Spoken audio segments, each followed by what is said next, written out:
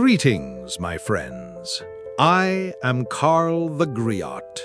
Beneath the shade of the great baobab tree, I bring you tales of wisdom, wonder, and the battles between light and darkness. Today, let us journey to the Swahili coast, to Vacation Bell, and share these stories so the voices of our ancestors continue to echo. Now listen well as I tell you the Saga of Kibaraka. Along the sun-kissed shores of the Swahili coast, where the ocean's breath was a constant whisper and the scent of clove and salt filled the air, there lived a boy named Kibaraka. He was known not for his strength, but for a spirit as untamable as the wild mango trees. He was a son of the wind, his parents would say, always on the edge of the known world. His father, a wise fisherman, and his mother, a gentle weaver, warned him of the great darkness that lay beyond the mangrove forests, the realm of the Mchawi, a sorcerer feared by all. But Kibaraka's heart beat to the drum of adventure, and warnings to him were merely invitations. One sweltering afternoon, while gathering fallen coconuts, Kibaraka's curiosity got the better of him.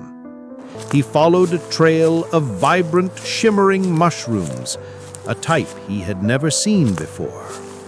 They led him deeper into the forest, past the familiar sound of crashing waves, and into a silence that felt thick and heavy. There, in a clearing, bathed in an eerie purple light, stood a man with eyes like burning embers and a smile that didn't reach them. This was Mchawi, the sorcerer. His voice was not the dry rasp of leaves, but a low, honeyed melody that seemed to wrap around Kibaraka's mind. "Little one, lost are you?" the sorcerer asked, gesturing to a small woven basket of ripe mangoes. "Your home is far, but mine is near. My larder is full, and my fire is warm. Come, rest your feet and eat." Kibaraka, though wary, was drawn in by the sorcerer's deceptive charm and the promise of food. He followed Mchawi into a hut so deep in the woods that even the birds sang there. Inside the hut, Mchawi offered him a bowl of savory roasted meat. The aroma was tantalizing, and Kibaraka's stomach rumbled. As he raised a piece to his lips, his hand froze. He saw it, a small, clean bone, unmistakably human, tangled in the meat. The realization was a cold stone in his gut. This was no goat's meat. Mchawi, the flesh-eater, was real. Kibaraka's mind raced. To run would be to invite a chase he could not win.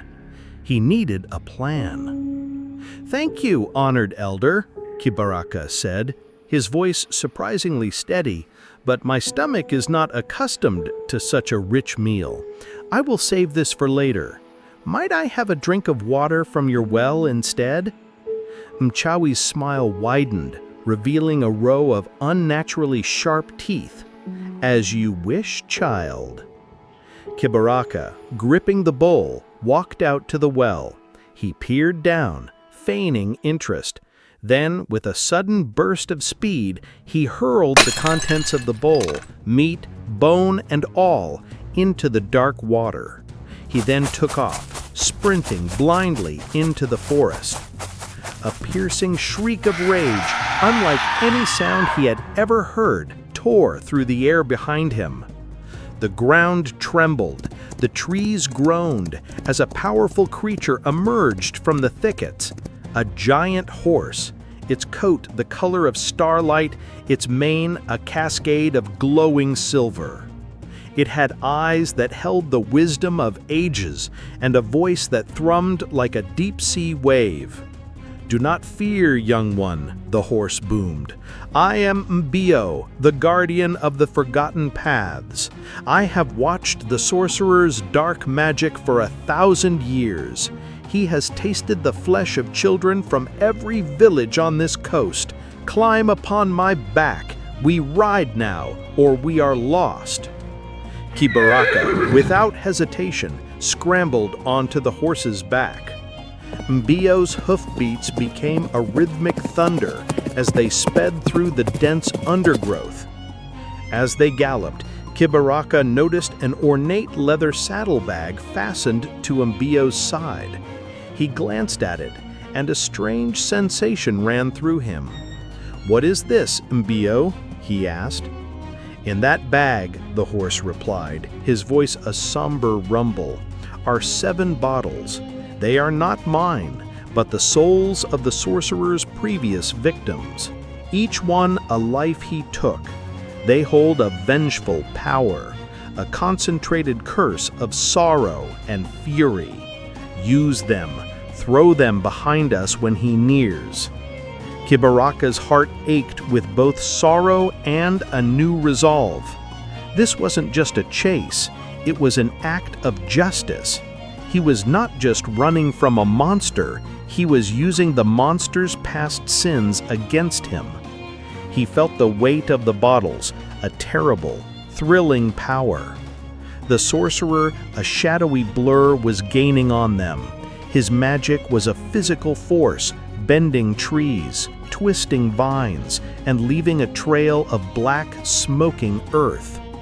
The sorcerer, now a twisted caricature of a man, shrieked a curse. Kibaraka threw the first bottle. It shattered into 1,000,000 fragments, each one becoming a roaring torrent. A mighty river, dark and churning, surged between them, a barrier of sorrow and tears. Mchawi screamed in fury, but with a guttural roar, he twisted the roots of the trees into a bridge and leapt across. The sorcerer's breath was now hot on their heels. Kibaraka hurled the second bottle. From it, a forest of living thorns, razor-sharp and black as night, erupted. The air filled with the desperate wails of children trapped within its form. Mchawi, unfazed, split the thorny wall with his staff. The thorns shrieked as they died. The third bottle shattered, and a wall of incandescent, searing flames blazed to life. But this was not ordinary fire. It was filled with spectral, screaming faces, the spirits of the cursed souls. The sorcerer, a master of dark magic, simply absorbed the fire, grinning as the power filled him. He was a force of pure evil, and he was getting stronger. Mbio strained, his breaths coming in ragged gasps. Kibaraka threw the fourth bottle. A great mountain of jagged stone erupted, a silent, impassable monument to the sorcerer's victims. Mchawi, laughing, dissolved his body into shadow, flowing through the cracks in the stone. He reformed on the other side, a sneer on his face. The fifth bottle exploded into a writhing mass of monstrous serpents, each one whispering the deepest, darkest lies. The sorcerer simply spoke a single word of power, and the serpents turned on each other, consuming one another until they were a pile of dust. He was not just evil, he was a master manipulator. Kibaraka, his hope fading, cast the sixth bottle. An endless desert of hot, desolate sand swept over the land. The very air was heavy with the despair of 100 lost souls. The sorcerer stumbled, but pushed on, his rage a fiery furnace. Mbio was weakening. He is consuming their power, the great horse rasped. Kibaraka looked down at the final bottle, his hands shaking. His plan had backfired. The more he used the bottles, the more power the sorcerer gained. There was no escape. But as he looked at the bottle, a different kind of wisdom dawned on him. He wasn't supposed to run. He was supposed to complete the curse. "Mbio," Kibaraka said, his voice now firm and clear. "You said these are the souls of his victims. If he consumes them, he will also contain them." "He will," the horse replied, "and their power will make him a god." "Then let him," Kibaraka declared, a spark of cunning in his eyes. Just as the sorcerer reached out a clawed hand to seize them, Kibaraka threw the final bottle. It didn't shatter. Instead, it opened, and the contents poured out, not as an ocean of water, but as a maelstrom of light, sound, and 1,000 ghostly whispers. The sorcerer, thinking he was about to consume the greatest power of all, let out a triumphant roar and absorbed the swirling mass. But this was no ordinary power. This was not the curse of vengeance, but the curse of truth. The countless souls he had consumed, their memories, their fears, their unfulfilled dreams flooded his mind and body all at once. The sorcerer screamed, a sound that cracked the very sky. His body began to swell, to tear itself apart as the infinite memories of his victims overloaded his consciousness. He tried to contain the torrent of souls, but they were too many.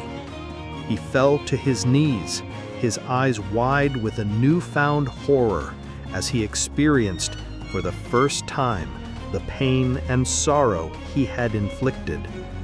With a final, silent, heart-wrenching scream, he dissolved not into dust, but into a vast, unending ocean of consciousness. He was not dead, but was forced to live forever in the combined torment of his victims.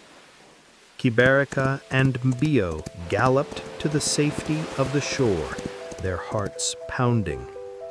The sun rose over the new sea, and the ocean born from the sorcerer's undoing was not a placid one.